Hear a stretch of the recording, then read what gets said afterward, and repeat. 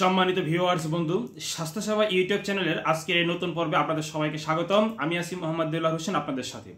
সুপ্রিয় বন্ধু, আজকের ভিডিওটি খুবই গুরুত্বপূর্ণ, কেননা আমাদের প্রত্যেকের বাড়ি বাচ্চা কাচ্চা আছে, তাদের কিন্তু প্রায় সময় দেখা যায় পাতলা পায়খানা হয়। তো একটা মেডিসিন নিয়ে আলোচনা করবেন, তাহলে অ্যাক্টেরিয়া স্যাসেট। তো এই অ্যাক্টেরিয়া স্যাসেট সম্পর্কে আপনি যদি বিস্তারিত জানতে চান এবং আপনার বাড়িতে যদি বাচ্চা থাকে, তাহলে এই ভিডিওটা আপনার জন্য অত্যন্ত গুরুত্বপূর্ণ। ভিডিওটা খুবই শর্ট হতে চলছে, অনেক বড় হবে না। তাই এই ভিডিওতে যেহেতু আপনি ক্লিক করে ঢুকেই পড়েছেন, এখনও দেখতেছেন, তাহলে না টেনে একেবারে শুরু থেকে শেষ পর্যন্ত আমার সাথে থাকুন, তাহলে গুরুত্বপূর্ণ কিছু বিষয় আপনি জানতে পারবেন ইনশাআল্লাহ। আপনার বাসায় যদি বাচ্চা থাকে এবং দেখতেছেন যে বাচ্চাকে আপনি পাতলা পায়খানার ওষুধ খাওয়াচ্ছেন, অনেক সময় দেখা যায় যে আপনি একজন শিশু বিশেষজ্ঞের পরামর্শ ছাড়াই পল্লী চিকিৎসকদের কাছ থেকে ওষুধ কিনে এনে বাচ্চাকে খাওয়াচ্ছেন পাতলা পায়খানার জন্য, অথবা মুখস্থ একটা ওষুধ আছে, সেটা হলো ফিলমেট, ম্যাট্রিল, এই জাতীয় ওষুধ কিনে এনে আপনি আপনার বাচ্চাকে খাওয়াচ্ছেন, কিন্তু আপনার বাচ্চা পাতলা পায়খানা সারতেছে না। যদিও সারে 1 সপ্তাহ বা 2 সপ্তাহ পরে আবার একই সমস্যা শুরু হয়ে যাচ্ছে। তো এই সকল সমস্যা হলে কি করবেন? দেখেন, এখানে যদি প্রচুর পরিমাণ অ্যান্টিবায়োটিক আপনি খাওয়াতে থাকেন, সেই ক্ষেত্রে কিন্তু আপনার বাচ্চার জন্য এই যে অ্যান্টিবায়োটিকগুলো খাওয়াচ্ছেন, অ্যান্টিবায়োটিকগুলো রেজিস্ট্যান্ট হয়ে যাবে আপনার শরীরে। অর্থাৎ এই অ্যান্টিবায়োটিকগুলো একটা সময় আপনার বাচ্চার প্রয়োজন হবে, কিন্তু তখন এই অ্যান্টিবায়োটিকগুলো দিলে অ্যান্টিবায়োটিকগুলো আপনার বাচ্চার শরীরে কাজ করবে না। কেন করবে না? কারণ এই যে বারবার ডোজ কমপ্লিট হইতেছে না, পাতলা পায়খানা হইতেছে, মাসে 3বার 4বার 5বার আপনি একটা ম্যাট্রিল নিয়ে, একটা ফিলমেট নিয়ে বাচ্চাকে খাওয়াইতেছেন, বা একটা ফার্মাসিস্টের কাছে একটা অ্যান্টিবায়োটিক নিয়ে বাচ্চাকে খাওয়াইতেছেন, 3 দিন 4 দিন খাওয়াইলেন, বাচ্চা সুস্থ হয়ে গেল, আপনি ডোজ কমপ্লিট করলেন না, আবার কয়েকদিন পর আবার শুরু হলো। তো এইভাবে চলতেই আছে আপনার মাসের পর মাস। তো এরকম সমস্যা যদি থাকে, তাহলে কিন্তু অ্যান্টিবায়োটিক আপনার বাচ্চার শরীরে রেজিস্ট্যান্ট হয়ে যাবে। অর্থাৎ এই অ্যান্টিবায়োটিক একটা সময় আপনার বাচ্চার শরীরে প্রয়োজন হবে, বা বড় হওয়ার পরে প্রয়োজন হবে, তখন আপনার এই অ্যান্টিবায়োটিক তার শরীরে কাজ করবে না, রেজিস্ট্যান্ট হয়ে গেছে। এখন যে বিষয়টা বুঝতে হবে, সেটা হলো পাতলা পায়খানা অ্যান্টিবায়োটিক খাওয়ানোর পরও কেন কমতেছে না। দেখেন, আমরা বাচ্চাকে শুধু পাতলা পায়খানার সময় অ্যান্টিবায়োটিক খাই না, অনেক সময় দেখা যাচ্ছে জ্বর হলে বা অন্য কোনো সমস্যা হলে কিন্তু ডাক্তাররা অ্যান্টিবায়োটিক লিখে। অ্যান্টিবায়োটিক এটা হলো ব্যাকটেরিয়ার বিরুদ্ধে কাজ করে।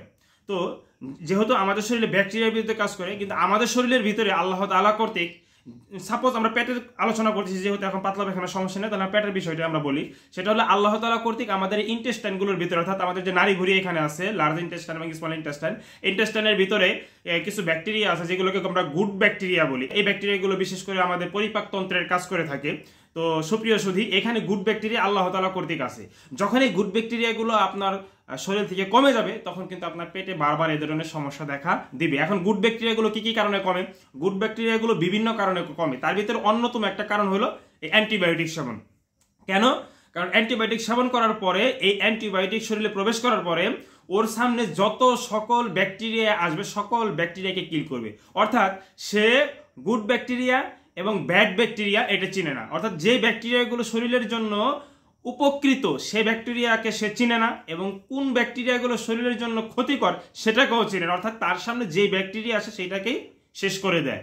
এখন যখন অ্যান্টিবায়োটিক আমাদের শরীরে প্রবেশ করে, তখন ওই গুড ব্যাকটেরিয়াগুলো অ্যান্টিবায়োটিকের সাথে সাক্ষাৎ হয়ে যায়, তখন কিন্তু গুড ব্যাকটেরিয়াগুলোকে এই অ্যান্টিবায়োটিক কিল করে দেয়। যেই কারণে আমাদের পেটের সমস্যা কিন্তু বাড়তেছে, কারণ যে ব্যাকটেরিয়া কমে গেছে, সে কিন্তু পরিপাকতন্ত্রে ভালো সহায়তা করতে পারতেছে না। এই ধারা যদি নাকি দীর্ঘদিন চলতে থাকে, তাহলে কিন্তু তাদের পাতলা পায়খানা হওয়ার পরে পাতলা পায়খানাটা সারে না, বিভিন্ন ওষুধ খাওয়ানোর পরেও সারে না। তাহলে কি করতে হবে? তাহলে যেই ব্যাকটেরিয়াগুলো মরে গেছে, নতুন করে বাইরে থেকে ব্যাকটেরিয়া ভিতরে প্রবেশ করাইতে হবে। এর জন্য একটা ওষুধ আছে, এই যে অ্যাক্টেরিয়া কিট, এটা একটা প্রোবায়োটিক। এই প্রোবায়োটিকটা পেটের ভিতরে ঢুকাই দিলে আস্তে আস্তে আস্তে আস্তে আবার সেই গুড ব্যাকটেরিয়াগুলো পেটের ভিতরে হতে থাকবে। এরপরে আস্তে আস্তে আস্তে আস্তে আপনার পাতলা পায়খানা বন্ধ হয়ে যাবে। যখন আপনার পাতলা পায়খানা সারতেছে না, তখন কিন্তু আপনার ওষুধের সাথে অবশ্যই এই অ্যাক্টেরিয়া কিট, যেটা প্রোবায়োটিক কম্বাইনেশন আছে, এই প্রোবায়োটিক খাইতে হবে, সেবন করতে হবে, তাহলে কিন্তু আপনার পাতলা পায়খানা সেরে যাবে। এটা বাচ্চার ক্ষেত্রেও বড়দের ক্ষেত্রেও। তো বাচ্চার ক্ষেত্রে অ্যাক্টেরিয়া কিট, এটা যেটা নিয়ে আজকে আলোচনা, বড়দের ক্ষেত্রে এটার ক্যাপসুল পাওয়া যায়, সেটা খাবেন।